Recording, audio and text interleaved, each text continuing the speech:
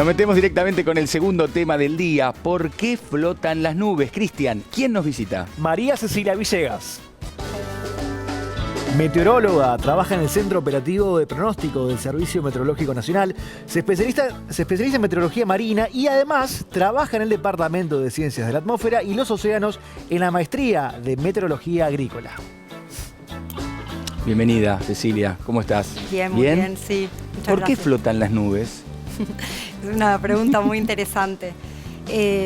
Quizás es importante primero saber qué es una nube, digamos, cómo está compuesta, para saber por qué se mantienen suspendidas en el aire. Las nubes son pequeñas partículas muy diminutas de agua en estado líquido. Estas partículas en estado líquido son un proceso que se da en la atmósfera, que es la condensación. ¿La condensación de qué? En el aire de la atmósfera nosotros tenemos un montón de gases, principalmente nitrógeno, en segunda instancia oxígeno, que es lo que permite que se desarrolle la vida en la Tierra. Y después hay un 1% de una cantidad de gases diversos, y dentro de ese 1% hay una ínfima proporción de vapor de agua.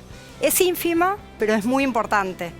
Porque ese vapor de agua es el que, por algún determinado proceso que ocurre en la atmósfera, cuando se condense, ese vapor de agua que es imperceptible a nuestros ojos, se transforma en pequeñas gotitas de agua y dé lugar a esta nube. Ahora, la pregunta es, ¿qué pasa en la atmósfera que en un momento se ocurre la nube y queda ahí en un lugar? Queda flotando ahí. Queda flotando. En realidad, la atmósfera tiene varios procesos. En general, si nosotros pensamos desde el piso hasta acá, la porción de la atmósfera que estudiamos los meteorólogos, que es la troposfera, que es donde se dan los fenómenos de tiempo, las lluvias.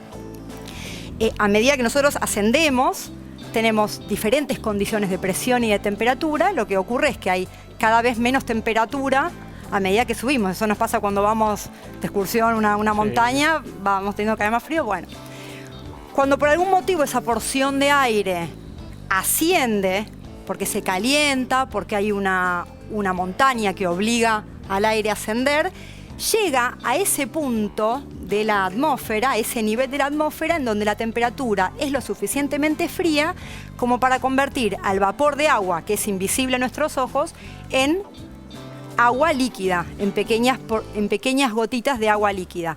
Ese nivel es donde nosotros vemos de alguna manera apoyada la nube. Por debajo de ese nivel, cualquier gotita de agua líquida que descienda se va a evaporar. Entonces no la vamos a ver, no es que no ocurra alguna caída. Es imperceptible.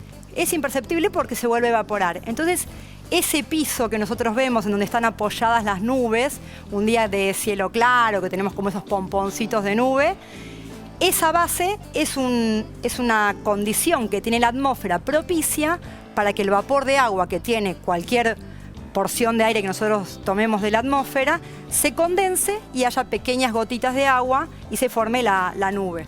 Ahora te voy a preguntar los tipos de nube aproximadamente que tenemos. Son varios, pero para tipificarlo de alguna manera. Pero antes, la señorita Carolina Dinesio estuvo ¿con quién? Estuve en el Servicio Meteorológico Nacional con Cindy Fernández. Ella nos da más información acerca de las nubes, porque las nubes nos dan información, además de tener ciertas características que nos explican esta nota.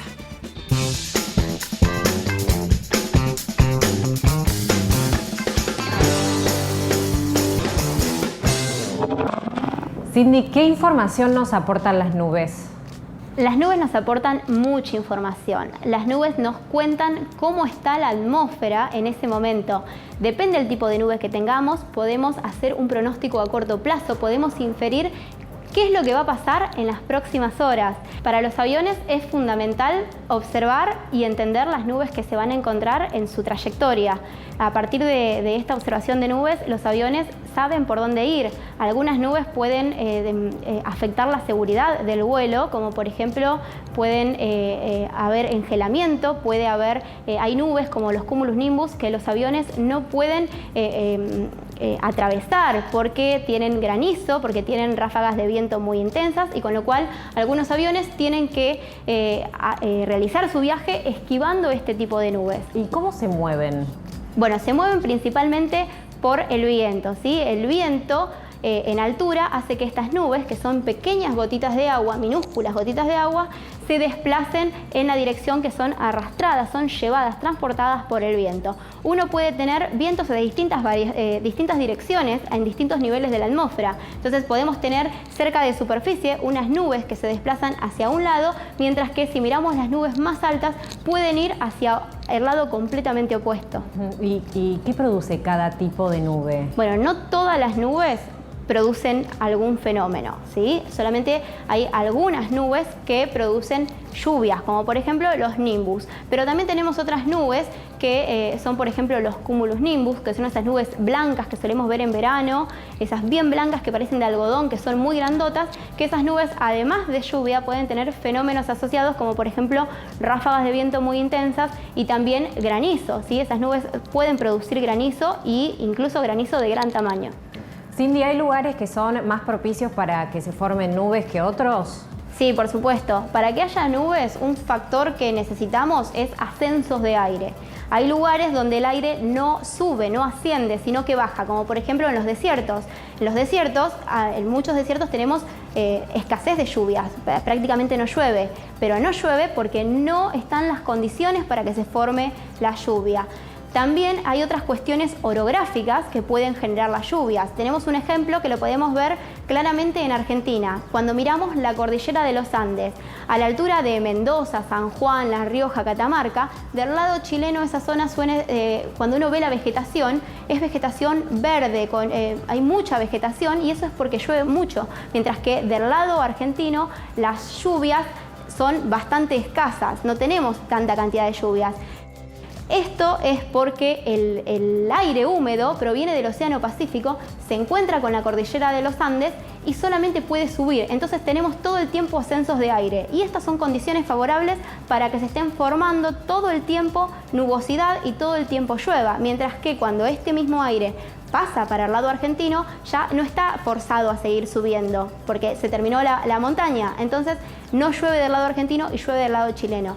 Entonces tenemos en algunos sectores condiciones favorables para que haya nubosidad, mientras que en otros sectores, como por ejemplo en algunos desiertos, las condiciones no son favorables para la nubosidad y por lo tanto tampoco tenemos lluvias.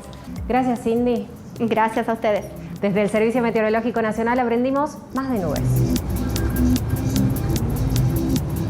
Interesantísimo lo que nos contaba. Y Ceci, yo te preguntaba hace un ratito los tipos de nubes.